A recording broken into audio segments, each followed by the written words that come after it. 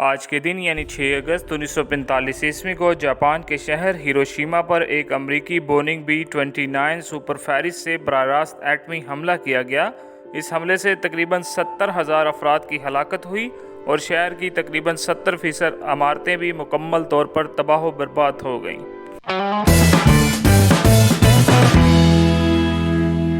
آج کے دن 1515 عیسوی کو شہزادہ مصطفیٰ کی پیدائش ہوئی۔ شہزادہ مصطفیٰ عثمانی سلطان سلیمان اعظم کا سب سے بڑا بیٹا تھا، جو 1533 عیسوی سے لے کر 1541 عیسوی تک مانیسی کا اور 1541 سے لے کر 1553 عیسوی تک عماسیہ کا شہزادہ تھا۔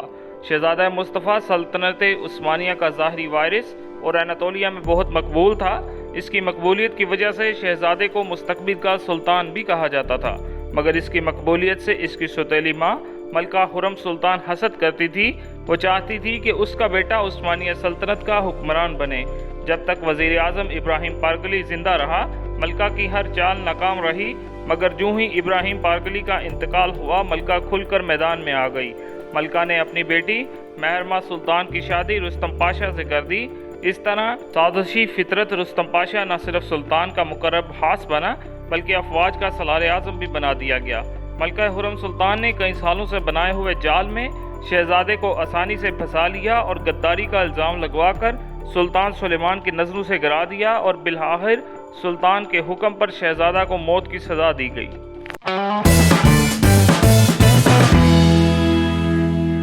آج کے دن 750 عیسوی کو مروان ثانی کا انتقال ہوا۔ مروان ثانی بنو امیہ کا آخری حکمران تھا۔ 740 عیسوی میں خلیفہ بنا۔ مروان عمر رسیدہ، تجربہ کار، مستقل مزاج اور بہادر خلیفہ تھا، مگر جب وہ تخت نشین ہوا اس وقت اموی حکومت درہم برہم ہو چکی تھی۔ خود اموی حکومت میں اختلافات پیدا ہو چکے تھے۔ دربار شام مختلف گروہ بندیوں میں بٹ چکا تھا۔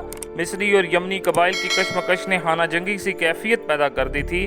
خارجی الگ سرگرم تھے اور سب سے بڑھ کر دعوت عباسی سارے ملک میں جنگل کی آگ کی طرح پھیل چکی تھی، اور اس کے دائی ملک کے کونے کونے میں گھوم پھر کر عوامی جذبات کو امویوں کے خلاف بھڑکا کر اپنی کامیابی کے لیے راہ ہموار کر رہے تھے۔ اموی حکومت کی بنیاد اور اساس عرب تھے۔ ان کی ساری کامرانیاں، فوج کی وفاداریاں اور اتحاد پر مبنی تھیں۔ یمنی اور مصری ایک دوسرے کے جانی دشمن تھے، لہٰذا فوج کی وفاداریاں بھی بڑھ چکی تھی۔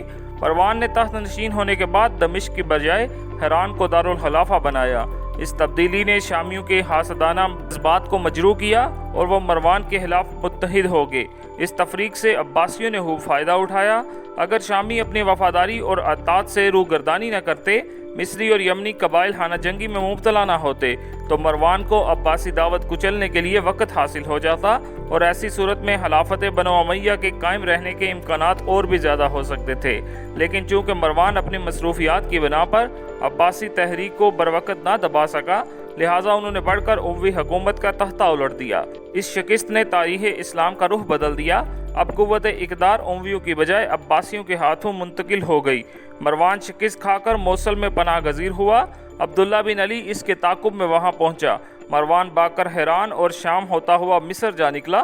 عباسیوں نے شام پر قبضہ کر لیا اور صالح بن اون کو مروان کے تعاقب میں روانہ کیا۔ اب مروان کے لیے بچنا مشکل تھا، چنانچہ 6 اگست 750 عیسوی کو اپنی مختصر سی جماعت کے ساتھ لڑتا ہوا ابو سیر کے مقام پر مارا گیا، اور اس کی وفات کے ساتھ ہی اموی اقتدار کا ہمیشہ کے لیے خاتمہ ہو گیا۔ مروان ثانی کی موت کے بعد بنو عباس نے چن چن کر بنو امیہ کے لوگوں کو قتل کیا۔ ان لوگوں میں سے بھاگ کر جان بچانے والے بچوں اور عورتوں کے سوا اموی خاندان کا کوئی فرد بھی زندہ نہ بچ سکا۔ شاہی خاندان کا صرف ایک شہزادہ عبد الرحمن افریقہ جا کر جان بچا سکا، اور وہ وہاں سے بچتا بچاتا اسپین جا پہنچا، جہاں اس نے بنو امیہ کی مضبوط ہسپانوی حکومت قائم کی اور اسپین میں عظیم الشان اسلامی دور کا آغاز ہوا۔